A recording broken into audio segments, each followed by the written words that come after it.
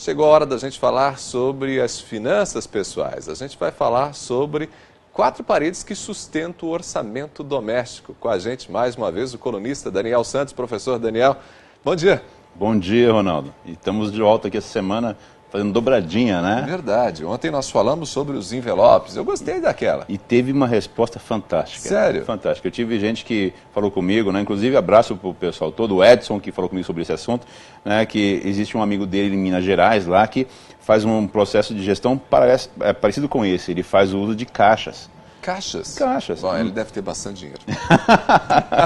É verdade. Porque para colocar o dinheiro em caixas, o orçamento, porque é muito bem. Eu não pensei nisso, né? Você vê coisa porque fantástica. em caixas, geralmente, né? O volume tem que ser considerável. Tem que ser bastante para poder conseguir guardar tudo isso em caixa, né? Abençoado seja esse amigo, né? Não, mas a gente fica feliz por causa disso, né? Esse feedback é importante para a gente, né? E o que acontece? Quando a gente conversou sobre isso ontem, né? Até na sequência, você fica achando, mas se por acaso eu não tenho dinheiro, como é que faz?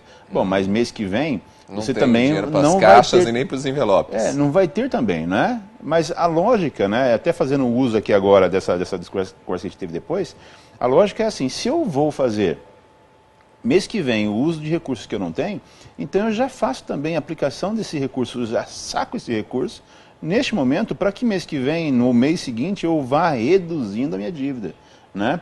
E o ponto crucial nisso, Ronaldo, é o orçamento doméstico, né? É importantíssimo, e por isso a gente falou de colocar agora de modo bem mnemônico, bem fácil de memorizar, né? Quais são as 4 paredes que mantêm um orçamento doméstico em pé. Então vamos lá, vamos conhecê-las. Nós falamos com relação a ter um envelopezinho ou, no nosso orçamento, uma verba destinada à alimentação.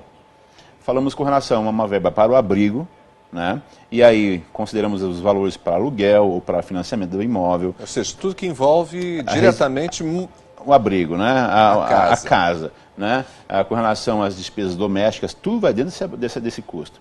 Com relação também à parte de vestuário, de roupas, calçados, e aí se inclui também uma grande conta que a gente fala a parte de saúde, as despesas que nós temos com isso, que diz respeito à pessoa. E, finalmente, por último, com relação aos custos de transporte, né? Que hoje são fundamentais são relevantes, nessa dinâmica. São né? relevantes. Num orçamento doméstico, né, se a pessoa vive sozinha, a grande briga dela é com ela mesma, né?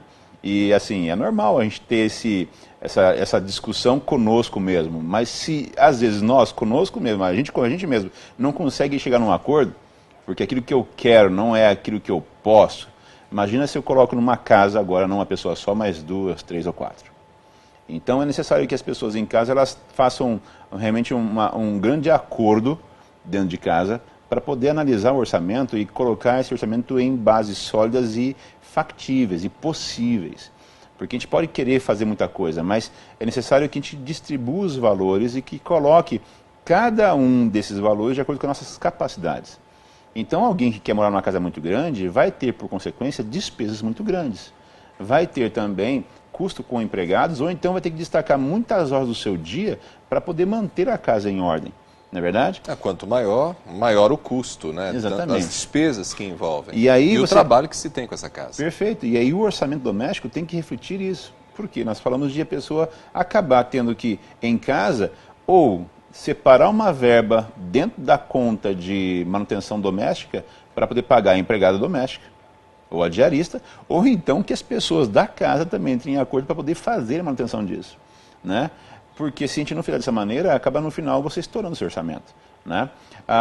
Em última análise, o que é importante, né? Que a gente compreenda que esse arranjo doméstico de orçamento, e que para quem desejar nós temos também já uma planilha pronta para isso, né? Podemos encaminhar, né, de orçamento doméstico. Essas planilhas facilitam, hein? Muito, né? Facilitam a vida da gente. Né? Tem então essas 4 paredes estão previstas dentro da planilha. Estão lá. E inclusive tem até mais desdobramentos. Detalhadas. Né? Mais detalhado. Isso aí, então, cabe à pessoa querer aprofundar a discussão ou manter isso num nível mais light, né?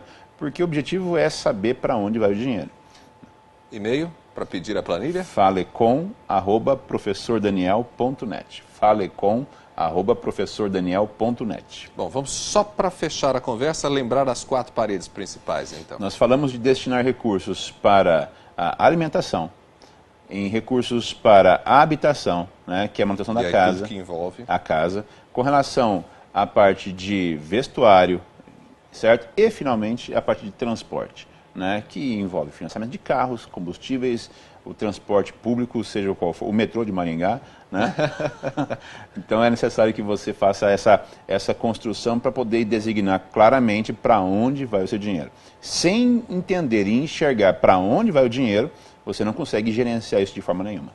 Professor Daniel, valeu pela conversa mais uma vez, obrigado. Eu que agradeço, estamos aqui na próxima quarta-feira, se Deus permitir.